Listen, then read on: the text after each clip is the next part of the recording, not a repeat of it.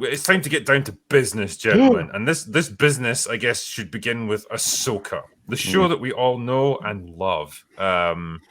First up, I guess we can give our thoughts in a minute on episode 3, because it's just came out a couple of days ago. But news about how well the show has been received. Samba TV, which, most of the time streaming networks like Disney and Netflix, they're pretty... They're pretty coy about their streaming numbers, but Samba TV just says, oh, what the hell? We'll just tell everyone exactly what people are watching. And they give you their figures. Now, it's not the complete numbers, but like generally the rule of thumb with them apparently is take whatever they give you and multiply it by 3, and that's the total number of viewers. Now, what they said is that Disney's live 5-day viewership for the first episode of Ahsoka drew in 1.2 million views. Now, that's interesting because it's on par roughly with Andor, and it's less than The Mandalorian Season 3, I believe. So it doesn't look good from a viewership perspective.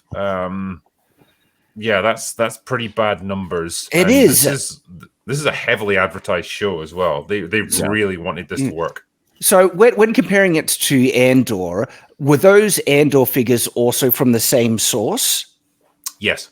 Yes. So they can compare like for like, basically. And so, obviously, like you say, it's not the complete picture, but like their general, like their viewership numbers haven't changed a huge amount in that time. So it's a pretty accurate measure of how popular a show is.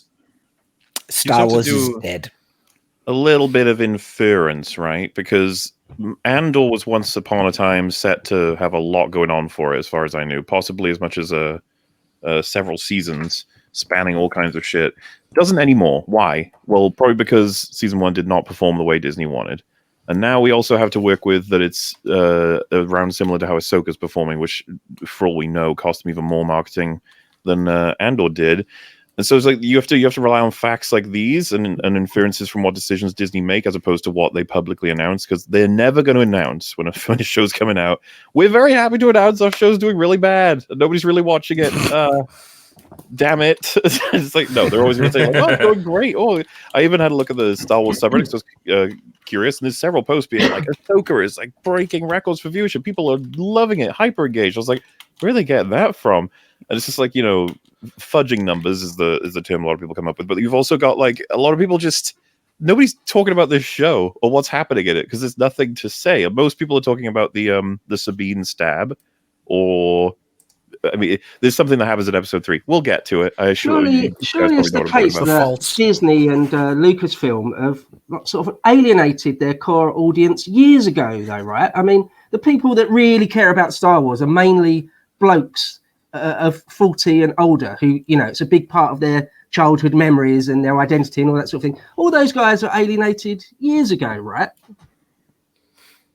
I think so, yeah. Well, I mean, they made it pretty clear based on how they structured their movies and their shows. Like, that's the kind of fans they didn't want anymore. They wanted the new breed of fans who were going to embrace all these great new characters that they'd invented, and no one really did.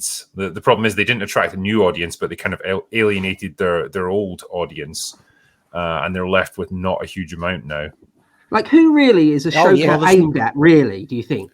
What demographic of people? Well, it's aimed at Dave Filoni, basically. Right, yeah. Dave Filoni's family. It's aimed at the 20 or 30 people who watched all of the Clone Wars and all of Rebels, and still care enough about Star Wars that they would tune in for a show like this. That's who it's aimed at, and that's why it's getting such low viewership figures, because it doesn't do enough world building and enough setup that you could really just dive right into it and understand what's going on and what these characters actually mean. And so people are put off by it.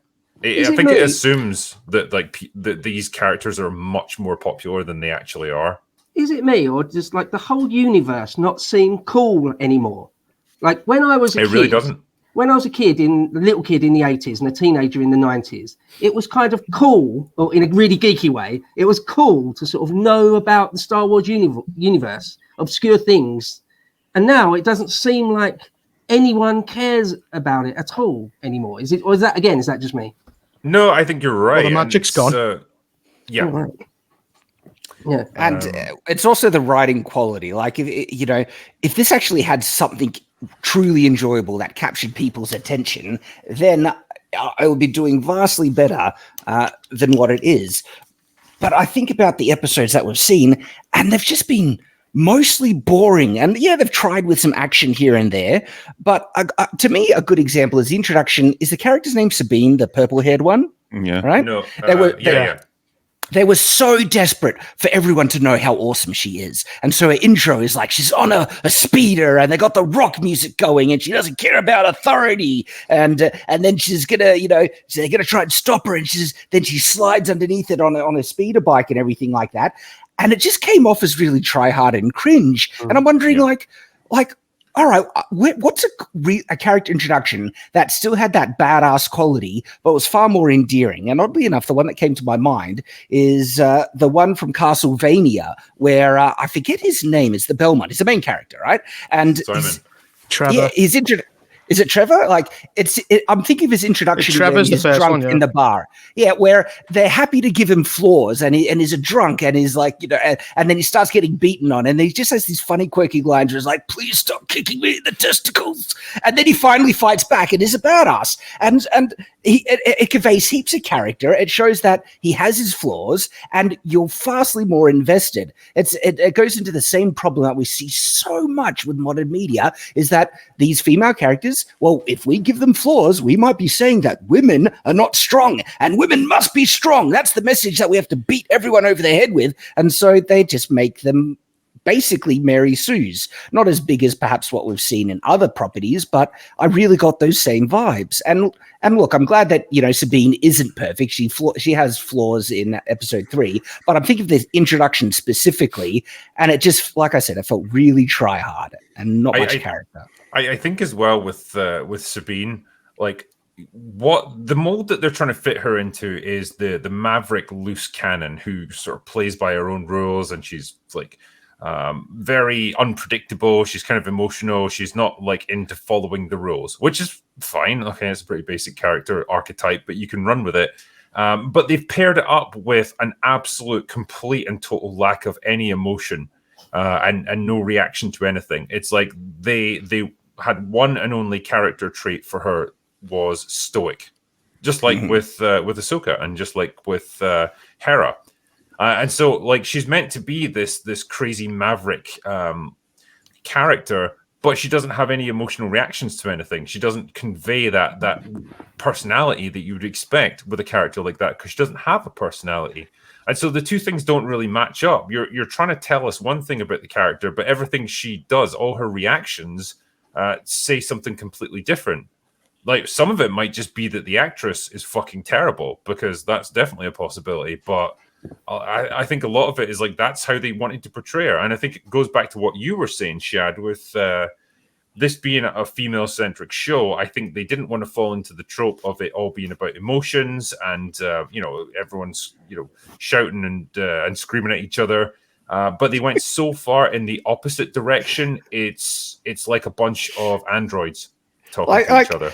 And the funny thing about that, though, right? If this show, okay, like, if it full of female characters, I don't have a problem with that. I actually think it could be really fun. And I actually imagine if they just lent into all the big stereotypes where all these girls are trying to work together, but they're just catty and they're getting annoyed with each other and they're fighting over the guy that they like and everything like that. And already you would have a vastly more entertaining show than what we have at the moment.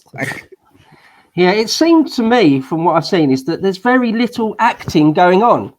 Actually, like, it's almost like the director said, I don't want any expressions. I don't want you to use your face muscles at all. Like, maybe Rosario Dawson, like, narrow your eyes sometimes. That's all I want out of you. Other than that, just be expressionless. With Rosario Dawson, or maybe she had some Botox. That's possible, yeah. With her in episode 3, particularly, I have never seen an actor look so fucking bored out of their mind as she was. Like, that's going beyond just acting stoic, and I think she just genuinely is like, okay, what is this character? I don't even know what I'm supposed to be right now. I'm just going to say my lines, collect my paycheck, and go home.